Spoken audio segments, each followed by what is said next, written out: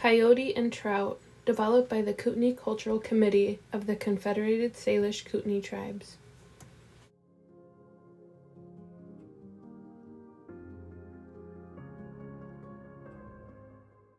One winter day, Coyote went for a walk by a lake. He saw a woman standing not too far away. He thought to himself, "I will walk by and have a closer look." As he got near, the woman said, "Coyote, come over here and wrestle with me." "Ha!" said Coyote, "you must be kidding. I am too strong." The woman got a hold of Coyote and they wrestled. Finally, Coyote went down. He was dead.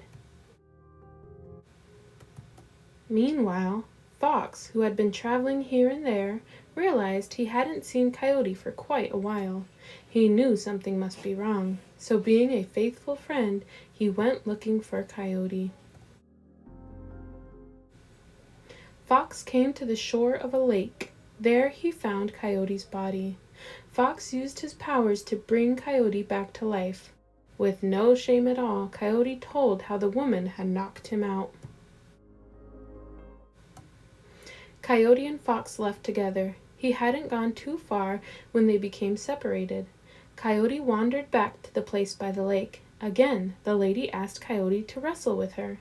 But this time it would be different because Coyote's powers told him not to get knocked out. It hurt Coyote when she threw him down. He almost passed out. He was so still, the woman thought she had killed him. She turned to run. Coyote jumped up and tried to grab her, but he missed.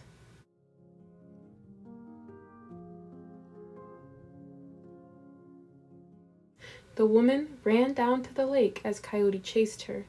The lake was covered with ice except for a small hole. The woman jumped through the hole with Coyote right behind.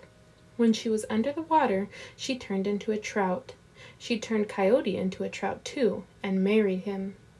Every morning the trouts would leave camp. When they returned, they would have some meat. This made Coyote very curious, because he was greedy and wanted some meat.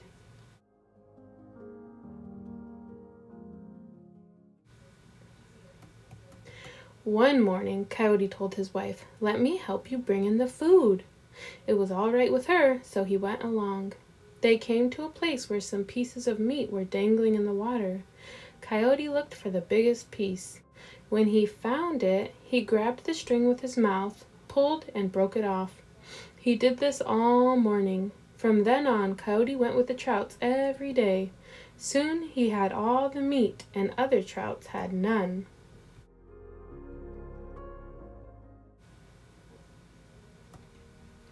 Meanwhile, Fox, who had been traveling everywhere, heard that the trouts were starving. Right away, Fox knew that Coyote was behind it all. Fox made a line out of tough sinew. The next day he went fishing. The trouts were already biting. Fox threw in his line, hoping to catch Coyote. Coyote grabbed the line because it had the biggest piece of meat.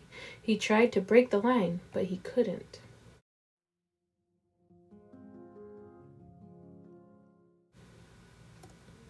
Fox pulled his friend out of the water. He took a big club and pretended he was going to kill Coyote. Coyote yelled, "Don't kill me! I'm your friend, Coyote!" Fox mocked him, saying, "Don't kill me! I'm your friend, Coyote!" He then asked Coyote, "Why did you do this?" Coyote said, "I married a trout and I have been living in the water with them. I didn't mean to harm anyone."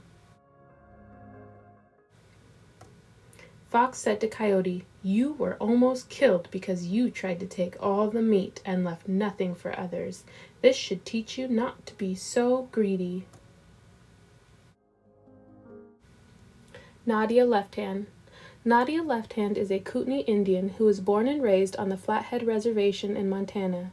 She has worked for the Confederated tribes in a variety of capacities and has been particularly involved in education and counseling. From 1970 to 1973, she was assistant director for the Kootenai Adult Basic Education Program, and for 2 years served as home school coordinator of Elmo School, where she counseled elementary grade students and was the liaison between the school, parents, children, and teachers. From 1974 to 1975, she was a counselor in the Tribal Drug and Alcohol Program, and for the past 3 years she has been director of the Kootenai Cultural Committee, which has been trying to preserve the Kootenai culture by recording legends and developing cultural materials. She is married and has a little boy.